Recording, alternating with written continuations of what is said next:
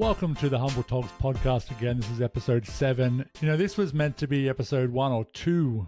And actually, I've recorded this episode with Katelynn a couple of times. Way back when we talked about starting the podcast when I was in America and in my studio in Brooklyn. We tried one time and I hadn't figured out the software and the microphones and all that stuff. We've figured it out now. It's taken us a few extra tries to get our schedules to line up. But Katelynn is basically the original member of Humble Togs Club when I started going live on TikTok and started to come up with the idea of the whole platform itself. Katelynn was the one that was there telling me, yeah, you can do it. I think this would be a good thing. I really look forward to taking you through Katelynn's story. Most photographers think that they need a plan before they start. Katelynn talks to me about how I just started Humble Togs Club, and that was a good thing that I just got started. But she's done the same. She is a busy mum. She's a military wife. She has multiple kids. She's about to have 4 degrees under her belt. She studies full-time, as well as being a photographer and a mum. She's absolutely amazing to me. I hope you take a lot from this episode. I hope you take some of the things that we say about just getting started. I hope you can see that if you're out there thinking, I don't have time to be a photographer, we all struggle with time and time management. We talk about that a little bit in here too. But I tell you, if Katelynn can do what she's done and then is about to move again and restart her business again in a new town. Again, that's similar to me. I'm out here in Australia at the moment and I'm based in New York City, and having to move town because of family life is something that I deal with as well. But we keep going and we keep pushing it uphill and see what happens. Without further ado, here's Katelynn. Hi, Katelynn. How are you? Hi, how are you? Very well. Katelynn and I have actually tried to record this podcast before. You were going to be episode 1, Katelynn, in the original plan. But we've had technical problems and I've been learning how to do podcast stuff and how to interview people from across the world. I'm in Australia right now and Katelynn is in Joshua Tree. Is that right? California? Mm-hmm. Yeah. So here we go again. You've just put the kids to bed, have you, Katelynn? Yes. Kids are in bed. Let's get into talking about your photography. So tell us a little bit about your story, where you've come from in photography, how you started, and where you're up to these days. Well, I started when we moved to Japan. I've always kind of wanted to do photography, but I never really went for it. And so... What were you doing before? Nothing. Nothing. Being a mum. Yeah. So I decided to take a class online, and I did. I took a class, and then I bought a camera, and then I went from there. And I started practicing with my friends and their kids and my kids. Pretty much the entire time we were in Japan, I was just kind of practicing and learning. And then we moved to Paris Island, and that's where I started charging and really working, I guess. And I started doing family days and graduation days on Paris Island for the Marine Corps boot camp graduation. Right, and that's a big part of your life, right? You're in Japan because your husband's in the military and you call yourself a military wife, is that the phrase? Yeah, I guess. I don't know. Yeah, you and I have talked about that a little bit because that does interest me. Coming from Australia, I never grew up with family or friends, particularly in the military. We just don't have much of a need for military much over here. Yeah. We support the US in certain things, but otherwise we're very lucky out here in Australia. Tell us about what it takes to be a military family. So you kind of just build a community with people that you meet from all over. So instead of just having an immediate family, we have family all over the world that we had to kind of make, I guess, because we are kind of far from home right now. I mean, it's going to take us 5 days to drive back to where we're going. And even then we'll be 8 hours from home. So you just kind of make your own little family, I guess. When you say home, what do you mean? Is that the place where you grew up? Yeah, well, where my parents are. Yeah. Which is where? They're in Georgia. Georgia. Okay. So, and then you're going to North Carolina? Yeah, we're going to North Carolina. Yeah, great. So do you know what? That sounds a little bit like musical theatre life, funnily enough. My wife and I have always been in shows and musical theatre, and we spent about 6 years touring around America, and similar thing. Lots of people from around the country come together to be in a show, and then we all go out on the road and we don't necessarily know people. And we stopped in North Carolina and Georgia and all the major cities of the country and Canada. And similar, you have a family, a chosen family that you're kind of stuck with and with out there on the road. And then that period, I mean, that was a long period of time. But after that, you have to kind of rebuild your community again in the place that you're in the next show or the next time. It is interesting that it's kind of similar. Yeah. So with photography, how long would you say you've been a professional photographer now? I started in 2017, so almost 10 years. 9 years. Yeah. Yeah, wow. You and I first met. This is why you were going to be the first episode of the podcast. I was in TV and film and then working at home in my daughter's bedroom, and I just decided to join TikTok, and I started to go live, and I was just sitting there with my camera facing my screen while I was just doing my regular work, right? My Photoshop retouching. I watched you edit. Yeah, and like you were the first person at that time that was like coming and hanging out. I mean, like, hey, Kate, what's going on? I see you editing there. And we were just talking about random stuff and Photoshop stuff and photography. And we threw around this idea of starting a community for photographers who aren't jerks to each other. That was the kind of the tagline we figured out. And then I think you were basically the first member. Yeah. And then the rest has grown from there. And it's been almost a year. Has been almost a year, and I look at the modules in there too, and I kind of remind myself, it's always a juggle, I'm sure, for you as well. There's your actual work, and then your actual family, and then Humble Togs Club often comes a distant third after those two. So right now I just did 2 days of shooting in Sydney, and I've got to go and sit down and process and work on all those photos. But once I get through that, I've got to keep going with this podcast and all the other things we're building. And I would have loved to have seen myself be a bit more organized after a year with the club, if I'm honest. But the members that are in there are all saying that it doesn't really matter. The club itself, membership itself is kind of the real value. So, And I mean, you did the important thing. You started it. So right. You did what you needed to. Yeah, that is most of the battle, right? Yeah. So getting back to you, how has business gone in the Joshua Tree area? Because that's where you've been the bulk of the business building, is it? Or? Yeah, actually, when I left Paris Island for the last time I was leaving the little parade deck, I actually said to my friend Jenna, I am done with photography. I'm not going to shoot anymore because the desert is ugly. I actually got here and I put my gear up for sale, and then someone wanted it, and I was like, no, never mind. And so now my business really took off here, and for the last 3 years, building really great clients here in Joshua Tree, and I love Joshua Tree. I'm kind of sad to leave. I was going to ask before, give me some geography lessons. You said Paris Island? Yeah, so it's Beaufort, South Carolina. Paris Island is just the Marine Corps base where they go for boot camp. Right, but it's in North Carolina. South Carolina. Yeah. You've done Joshua Tree, which is California. Yeah. And parents are in Georgia. I got my geography brain on now a little bit. We're actually going back to the city my husband is from. He was born there, and that's where we're going. What city's that? Havelock. It's near Raleigh. We went through Raleigh as well, yeah. How do you go balancing your family life with photography? Because is Zach often away for long periods of time? What's his schedule like? It just depends. He's a firefighter. Sometimes has to sit overnight. I don't know. A lot of people ask me that, and I think I just panic my way through the situations, honestly. Right. I don't have any plan. I just kind of go for it. I just do most of my work when the kids are asleep, and I'm in school full time too. So I'm doing that and photography at night. Yeah. What are you doing for school? I will actually graduate in May with 4 degrees. I will have a criminal justice degree and a psychology degree. I tell you what, women in general, certainly in my generation, and probably everyone's generation, women in general kick the pants off anything we try to do as men. Whenever I talk to women about all the things they've achieved, and I'm like, yeah, I'm really busy. And then I go talk to any woman who is motivated, and they tell me they've got 3 degrees under their belt whilst also raising kids. It's just phenomenal to me what women can get done in a day. Yeah. And I struggle with that, to be honest. I try to time block. I've done pretty well today, but often I'll just get distracted and off on different tangents, and then get to the end of the day and look back and go, oh crap, I didn't achieve anything. I was just pulled in different directions. If I give myself blocks like that too, maybe it feels too structured and I'm just chaotic. I don't want to do that. Don't tell me what to do. So I want to go do everything else. So I just have to wait and zone in. I think you're amazing anyway. What is the weirdest thing that's ever happened to you during a family session? The weirdest thing? I don't know. Not things that I can say out loud. So I'm not sure. Yeah, there's a few rude things. On episode 2 with Kate, we did get pretty candid on that one. I've caught a kid throw up before. Like with your hands? Yeah. Like a baseball mitt catch? Yeah, I just was like, oh.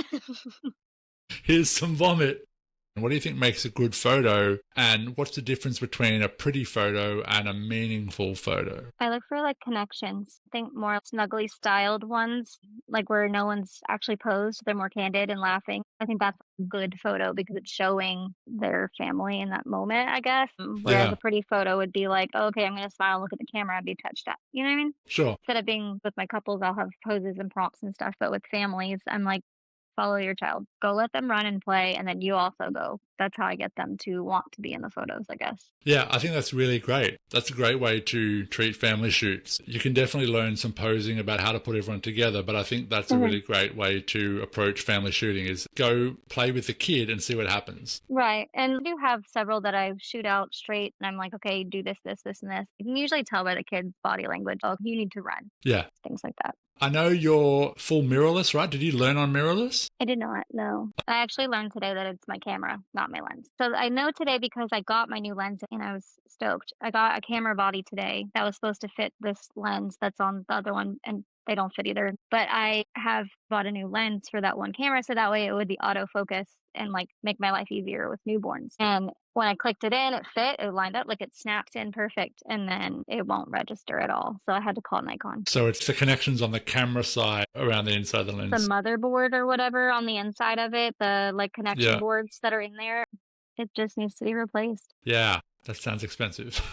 Do you have two cameras? Yeah, luckily I just got my new camera body yesterday. Now I'm just waiting for another adapter to come in for it, and then I'll be able to be on it. It's Canon though. With your move to North Carolina, how long away is that from now? 3 months. 3 months. Okay, so you've got a bit of time still working and doing shoots here in Joshua Tree, right?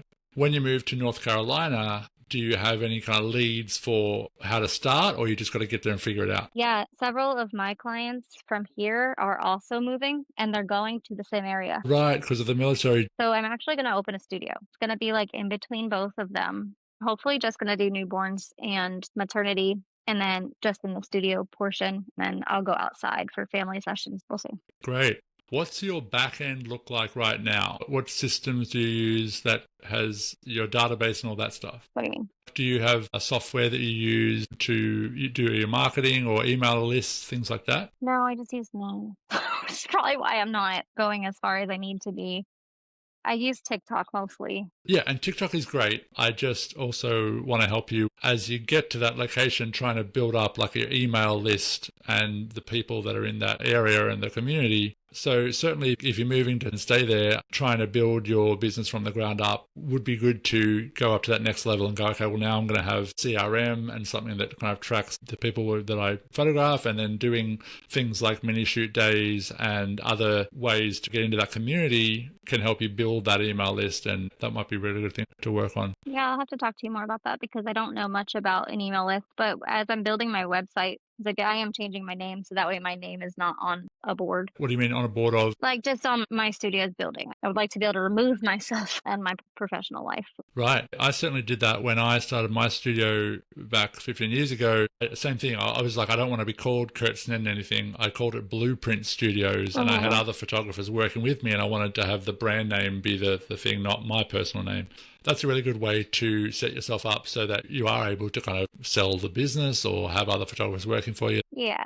Cool. A lot of photographers stress about gear. What's something you've learned that has nothing to do with gear but changed your photography? Lighting is really important. It really does not matter what gear you use. I think it has to do with a lot of knowing the knowledge behind it. I definitely agree with that. You can have a pretty ordinary camera and understand lighting and do great work. You have had a Nikon and a Canon camera. They're opposite zooms. Are they both zoom lenses? I just have regular standard like primes on both of them, but even then they're entirely different. When I switched them back and forth, like the other night I had a session and I had to switch between the two. When I clicked it on from Nikon to Canon, it was black. I couldn't see anything. Then I clicked over to the next one, and then it's too bright. The color's different. Everything's different. Yeah, I haven't heard many photographers that can quite as easily jump from Nikon to Canon like that. Certainly mainly because they zoom the opposite way. So to zoom in, you go this way and the other way. Yeah, I do know that.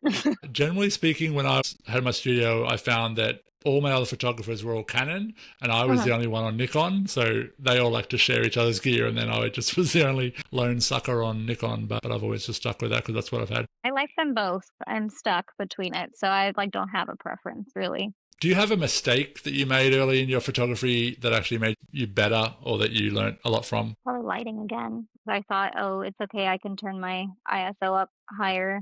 Doesn't matter. The light is fine. I could be my own shadow over it, and it's like me over my client. Right, right. Now, most of my mistakes were in editing. In what way do you feel like you make mistakes in the editing? First, I didn't know that you were supposed to move it from JPEG to RAW, like, when you were editing, and that makes a very large difference. I did not know that. So, like, when you're shooting on the camera, there's a little section in there where you're supposed to change it to RAW. I was shooting on JPEG the first 2 or 3 years of me shooting until someone was like, "What are you doing?" You can see where my edits started to look significantly better than what I was doing before, and Right. sometimes I wanna message my old clients and be like, "I'm so sorry."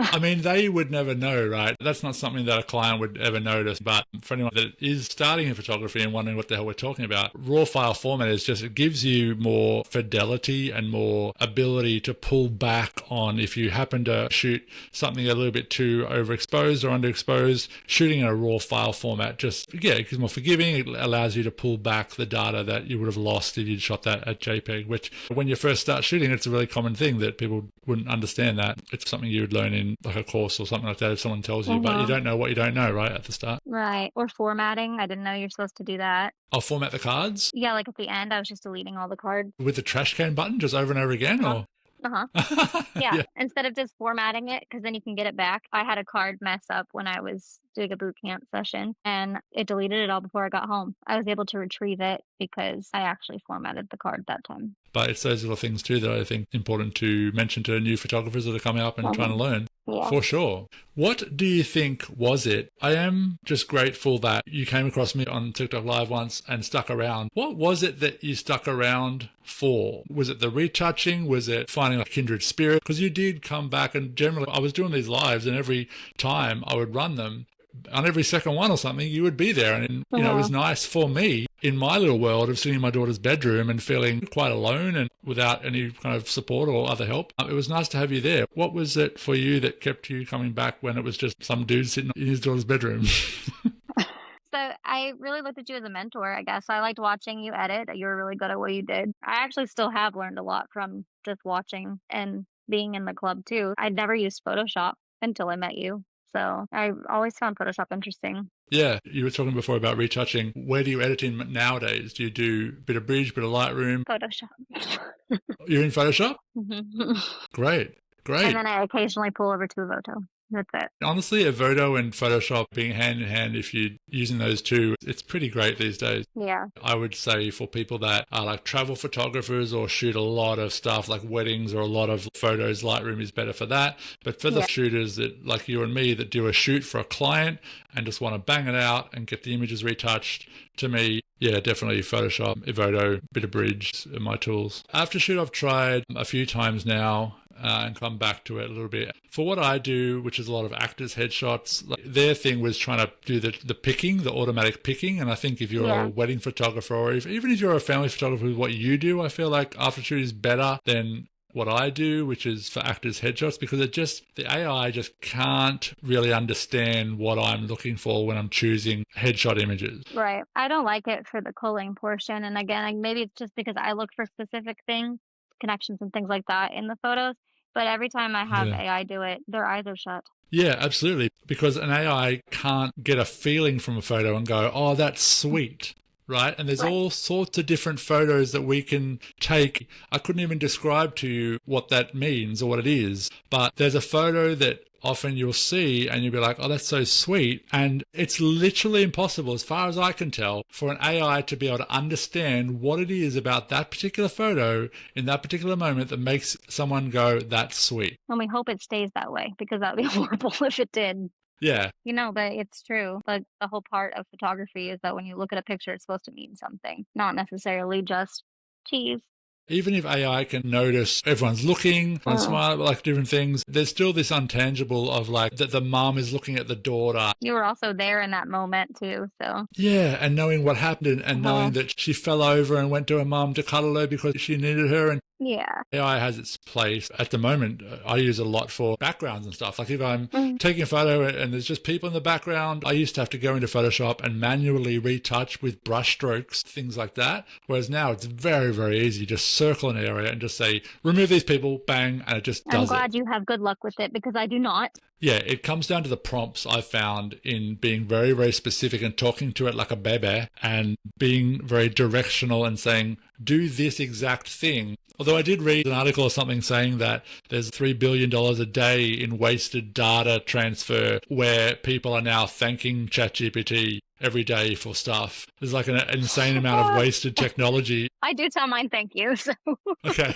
because it rarely ever does what I need it to. The thing I want to wrap this episode up with is I have just loved having your support, obviously, and then also having your husband's support. Yeah. Zach is always on my lives. He's always in the messages. He's always laughing at my jokes. I've never met the man. I think I saw about half of his face so far on this particular podcast.